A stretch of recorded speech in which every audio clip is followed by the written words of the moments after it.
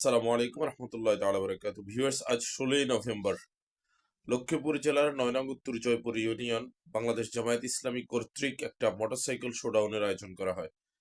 সেই শোডাউনের পথসভায় ৯ নং উত্তর জয়পুর ইউনিয়নের আমির বলেন, বাংলাদেশ জামায়াত ইসলামের নিয়মতান্ত্রিক ও গণতান্ত্রিক আন্দোলনে কাজকর্মে যদি কেউ বাধা প্রদান করে তাহলে তার সমুচিত জবাব দেওয়া হবে।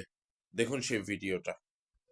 বাংলাদেশ জামাত ইসলামী একটি নিয়মতান্ত্রিক এবং সুশৃঙ্খল একটি সংগঠনের নাম, কিন্তু যদি এই সংগঠনের নিয়মতান্ত্রিক এবং ধারাবাহিক সংগঠনের কার্যক্রমে যদি কেউ বাধা প্রদান করে তাহলে বাংলাদেশ জামাত ইসলামী এবং ইসলামী ছাত্র শিবির তার দাঁত ভাঙা জবাব দেবে ইনশাআল্লাহ।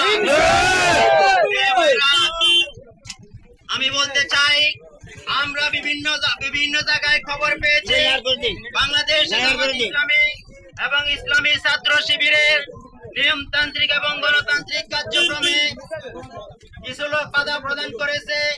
আমরা হুঁশিয়ার করে বলতে চাই, যদি এই ধরনের বাধা বিপত্তি আমাদের উপরে করা হয় তাহলে বাংলাদেশ জামাত ইসলামী এবং ইসলামী ছাত্র শিবির তার নেতৃবৃন্দের নির্দেশনা অনুযায়ী এর প্রত্যেকটা বাধা বিপত্তির দাঁত ভাঙা জবাব দেবে ইনশাআল্লাহ।